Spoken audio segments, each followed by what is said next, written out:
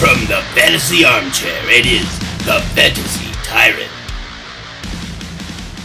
Hey there, fellow fantasy football freaks. Welcome back to the fantasy armchair, and welcome to part 2 of Week 12's benches and bumps. This time, I'm going over the QBs and tight ends. Still here at Okefenokee Swamp. Still haven't been attacked by alligators, so that's good. Yeah, I did say there was going to be a big announcement on this show, but I still have some stuff that I got to work out with that, so I'm going to put that announcement off for sometime later next week. Not to be confused with the real big announcement that's coming Tuesday morning.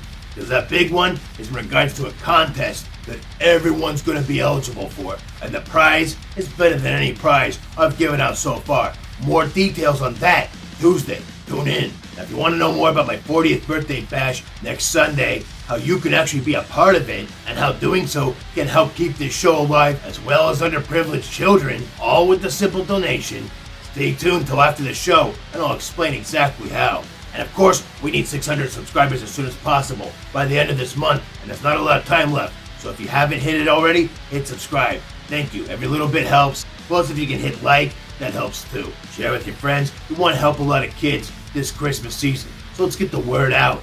Alright? Thank you. But with no further ado, let's get on with the continuation of Benches and Bumps. Benches and Bumps. Benches and Bumps. We start off with my QB bump of the week, Cam Newton. He's back. Or wait, well, as he would say, he's back. Alright, so it wasn't quite that high, but you get the picture. Now, I consider myself pretty keen on fantasy football, but not I, nor anyone else in the fantasy community was able to predict that Cam Newton would revive his career back from the place where it started in Carolina. Like, the chances of that happening have to land somewhere between frogs raining from the sky and Kim Kardashian actually understanding one of Pete's jokes, with the latter, of course, being on the lower end of the spectrum. In his first full game back, Cam put up 26 fantasy points, connecting well with his receivers, and creating fantasy value for everyone around him. Fortunately, not for the other team, unlike Sam Darnold. I said he was a league-winning waiver wire pickup, and I stand by that claim. In the past, Cam Newton's only been good for half a season, because he gets injured before he can finish up. This season's different though. Yeah, we're getting him for half a season, but in the second half of the season. Good news, because when he does play, he's a stud. At least in this offense. And this week, he's got the Miami Dolphins D, who have been improving, but are still vulnerable to opposing QBs in fantasy, ranking in the bottom 10 against the position. If Cam continues playing like he did last week, and with more time and experience in this offense, one could argue he should play even better this week. I think he'll be a top 5 QB the rest of the season, but for this week at least, give him a bump up to your starting lineup. Other quarterbacks I'm bumping. Remember what I said earlier about hot takes and ballsy calls in this episode? Yeah, I'm not done, and this may be the boldest call of the week. Since coming back, Russ's cooking hasn't been any good. Whatever it is, it kinda looks like sloppy joes. Need 'em extra sloppy for you. But now, it's been 2 weeks, 2 awful, miserable weeks, and I think my 2-week injury return theory could prove itself true yet again with Russ Wilson. Coming back to face a couple of stout D's 2 weeks in a row, it's hardly a fair way to assess his level of play after injury. With those first 2 rough games behind him, I think he starts to remember what got him all that money, the championship ring, and his dick up Ciara's ass. The Washington Pee Wee Football Club is the perfect bounce-back team for Russ in his 3rd week back. They give up the most fantasy points to QBs, so we could see Chef Russ cooking again. He's healthy, his pass catchers are healthy, and they have a softball matchup on Sunday. No reason for him not to chef it up this week, so don't be afraid to give him a bump to your starting lineup. Got a sleeper for you. On the other side of the ball from Russ, Heineke will be brewing up something of his own. Some Heinekeen, perhaps? Sorry, I'll just get to the facts. Taylor Heineke's been very hit and miss. He seems to score either 20 fantasy points or 10, with no real rhyme or reason as to when or why or what. This week could be good for him though. Like I just said, Russ is finally ready to cook again, and I think that makes this game a bit of a barn burner. Logan Thomas is back, Curtis Samuel's back, so now Taylor's got all his weapons, and Russ has all of his. This could be an epic arms war. A shootout through the air could ensue, and that'll help both QBs. Seattle plays okay against quarterbacks, but they did just give up 22 fantasy points to Colt friggin' McCoy, so they can definitely be had in the pass game. If you're desperate at QB, kick the tires on Taylor.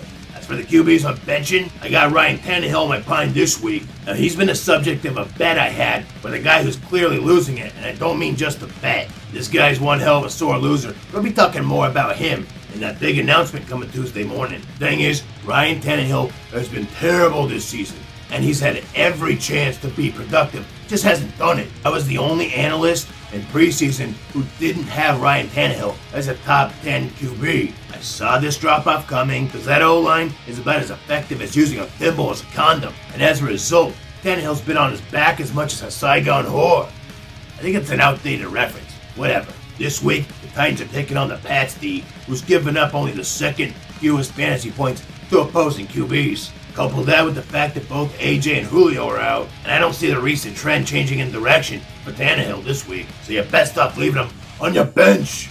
Now the quarterback I'm benching, Tua has been a decent fill-in QB in good matchups, but that's about it.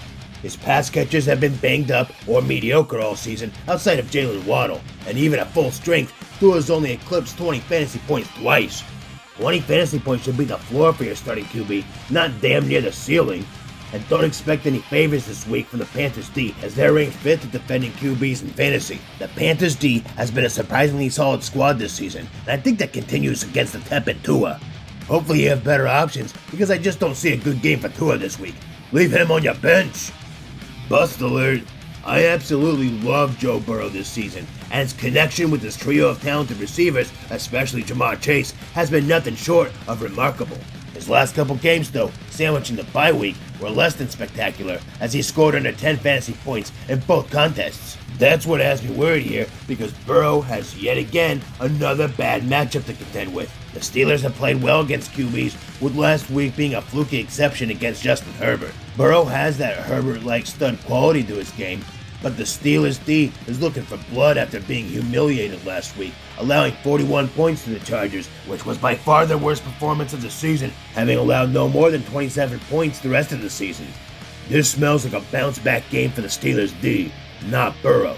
I think Burrow's bounce-back week is next week against the Chargers, but this week, if you don't have to start him, you might consider other options. Now we've reached the tight ends, and my tight end bump of the week is Noah Fant.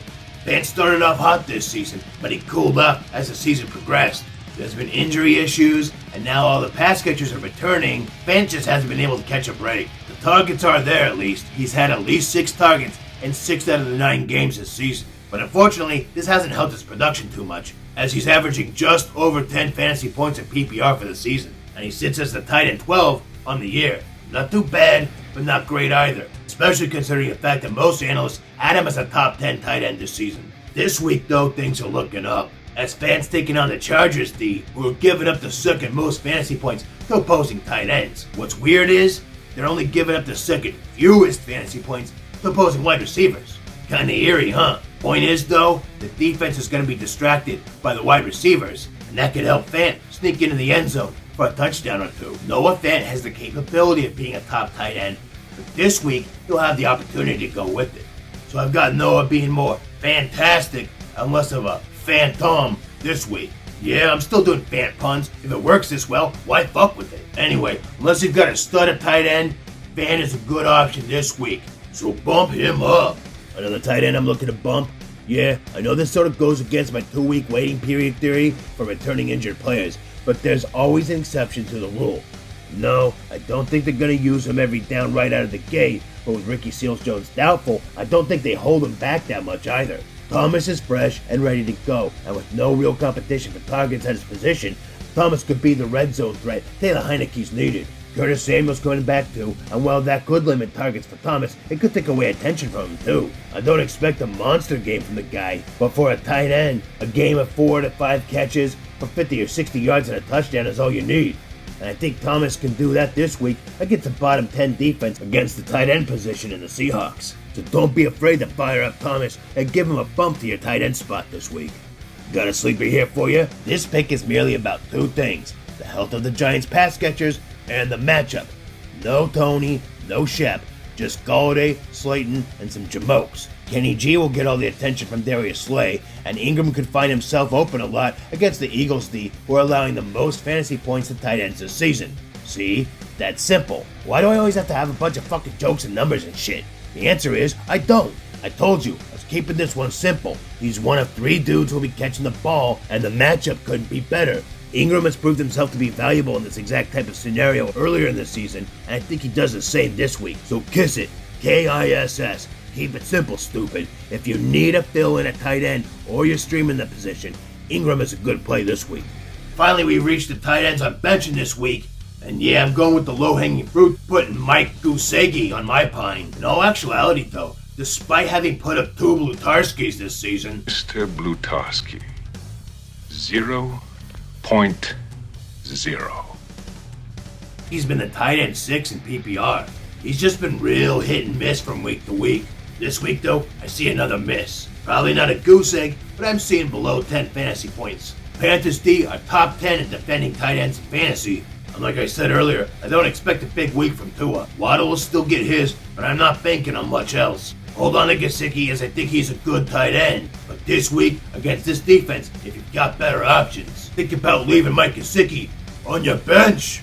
Other tight ends I'm worried about, listen, Jared Cook is still on my shit list, so I've got him on the bench this week. I'm not saying anything about him, just don't start him. As for your bust alert, yeah, Hunter Henry's been Mac Jones' security blanket at times, but Mac is starting to grow out of that phase. He's been throwing to his wide receivers a lot more, as he's reined in control of that offense. I still think Henry's a good tight end to own, and will have better matchups with better fantasy production. But this week, against the Titans D, who's been playing their asses off lately, especially against tight ends where they're giving up only the 5th most fantasy points to the position on the year, I think it'd be smart to sit Henry in this one. Also, Hunter Henry's just a large collection of mice operating as a life-size humanoid machine. No, I didn't just suddenly lose my mind or drop acid. I'm just testing you to see how many people actually make it this far. I might do a contest like this sometime. Anyway, whatever. You probably have to start him anyway, but temper expectations for Hunter Henry this week. So that's it, fantasy football freaks. Another week of benches and bumps in the book. Thanks so much again for your viewership. Remember, we gotta get to 600 subscribers before the end of the month. We're almost there, so if you can help out, go ahead and click that button there below. Hit the like button while you're at it. We need 10% likes on the show. I definitely appreciate your help. But you know who else needs some help? The kids receiving care at Dornbecker's Children's Hospitals. I was one of those kids once. Yeah. So I'd like to give something back, and you can help me. I want to see each and every one of you join me for my 40th birthday bash next Sunday. So if you're signed up with me on Patreon by next Sunday morning, or you make a $5 donation or more in any other way, I'll have a link to an actual donation site pretty soon. Any way you do it, if you do it by then, you'll get your own spot on the show. That's right, you get to join me. You know, we'll be like frame by frame, you know, it's cool. I'll bring you into the live stream. You can give a shout out for whatever you want, plug whatever you got, give me some birthday wishes if you want, ask questions, whatever you want to do. But the only way to do that is to sign up on Patreon or donate $5 or more in any other way. And not only that, half of all donations, half of all Patreon pledges go to Dornbecker's Children's Hospitals. That's right. So not only do you keep this show alive, you'll be helping keep underprivileged kids alive as well. All with one simple donation. And then you're going to come on the birthday bash and be a guest. That's a win-win-win-win-win-win-win for everybody. So anyway, check out my link to Patreon in the description below. Or if you want to donate another way, hit me up either in the comments or on Facebook. And I'll let you know how you can do that. Anyway, thank you all again for your support and viewership. I'll see you again tomorrow morning for the Tinker Stinker Power Hour. That's 8:30 a.m. Pacific, 11:30 a.m. Eastern. I'll be answering all your burning questions, going over sleepers, deep dives, my streaming defenses and kickers of the week, weather reports, injury reports, and much more. Let me help you make those last-second decisions you need for the week while you're doing your morning business. It's the Tinker Stinker Power Hour, 8:30 a.m. Pacific, 11:30 a.m. Eastern, tomorrow morning. We'll see you all there. Until then, I'm out. Peace.